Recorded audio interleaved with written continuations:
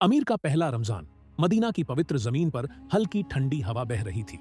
सूरज ढलने के बाद आसमान में सितारे टिमटिमा रहे थे और पूरी बस्ती रमजान के स्वागत के लिए तैयार थी।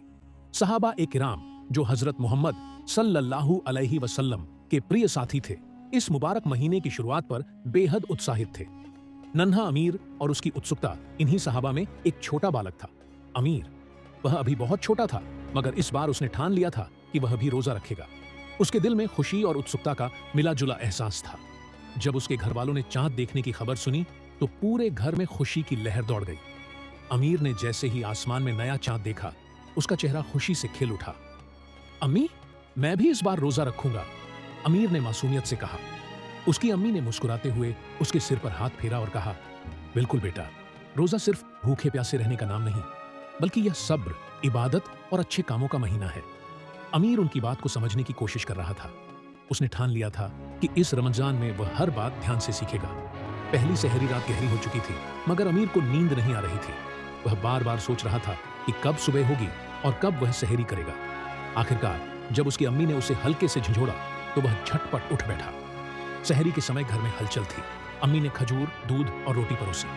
अमीर को ज्यादा भूख नहीं थी, लेकिन उसे पता था कि पूरे दिन रोजा रखना है, इसलिए उसने अच्छे से सहरी की। उसके अब्बू ने हजरत मोहम्मद सल्लल्लाहु अलैहि वसल्लम की हदीस सुनाई, सहरी करो क्योंकि सहरी में बरकत है।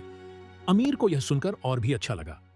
उसने सुहूर खत्म की और फज्र की अजान सुनते ही मस्जिद की तरफ भागा। रोजे की पहली परीक्षा सुबह का वक्त बहुत ही खुशनुमा था। मस्जिद से लौटने के बाद अमीर कुरान की तिलावत में मशगूल हो गया।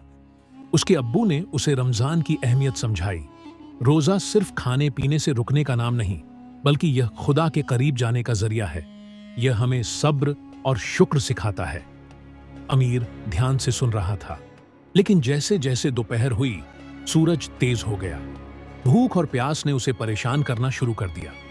उसका मन बार बार पानी पीने का कर रहा था, मगर उसे याद था कि वह रोजेदार है। उसकी अम्मी ने देखा कि अमीर थोड़ा परेशान हो रहा है। उन्होंने उसे प्यार से पास बुलाया और कहा, बेटा, जब भी तुम्हें भूख या प्यास लगे, अल्लाह को याद करो और दुआ मांगो। यह तुम्हारी आत्मा को मजबूत करेगा। अमीर ने उनकी बात पर अमल किया और धीरे धीरे उसे हल्का महसूस होने लगा। दोपहर की सीख। दोपहर के समय अमीर अपने अब्बू के साथ मस्जिद गया। वहां हजरत मोहम्मद सल्लल्लाहु अलैहि वसल्लम बैठे हुए अपने सहाबा को इस्लाम की सीख दे रहे थे। अमीर भी चुपचाप बैठ गया और ध्यान से सुनने लगा। नबी करीम सल्लल्लाहु अलैहि वसल्लम ने फरमाया, रोजा सिर्फ पेट का ही नहीं, बल्कि आंखों, जुबान और दिल का भी होता है। हमें गुस्सा नहीं करना चाहिए, झूठ नहीं बोलना चाहिए और हमेशा अच्छे काम करने चाहिए। यह सुनकर अमीर के दिल में एक नई रोशनी आ गई। उसने ठान लिया कि वह रमजान में सिर्फ भूखा प्यासा नहीं रहेगा, बल्कि हर अच्छे काम को अपनाएगा। इफ्तार की घड़ियां शाम होने को आई और अमीर के लिए यह सबसे खास वक्त था। वह बहुत थक चुका था, मगर उसने पूरे दिन सब्र किया। जैसे ही अजान की आवाज गूंजी, सबकी आंखों में खुशी आ गई। अमीर ने सबसे पहले खजूर खाया और पानी पिया। उसे इतनी राहत महसूस हुई कि जैसे उसकी सारी थकान खत्म हो गई हो। फिर उसने नबी करीम सल्लल्लाहु अलैहि वसल्लम को देखा, जो हमेशा दूसरों को पहले इफ्तार कराते थे। यह देखकर अमीर ने अपनी अम्मी से कहा, अम्मी, मुझे भी खाना बांटना है। उसकी अम्मी ने उसे खजूर और रोटी दी, जिसे वह गरीबों में बांटने चला गया। यह करके उसे बहुत खुशी हुई। रमजान के असली मायने, रमजान का महीना यूं ही बीतता चला गया। हर दिन अमीर कुछ नया सीखता रहा। सब्र, इबादत, दूसरों की मदद करना और अल्लाह के करीब जाना। जब ईद का दिन आया तो अमीर के चेहरे पर अलग ही चमक थी।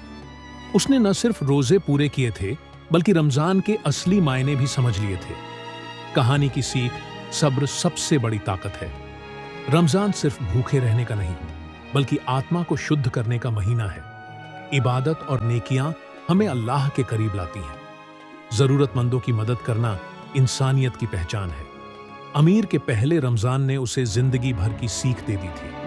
रमजान सिर्फ एक महीने का नहीं, बल्कि एक ऐसा सबक है जिसे हमें हर दिन अपनी जिंदगी में उतारना चाहिए।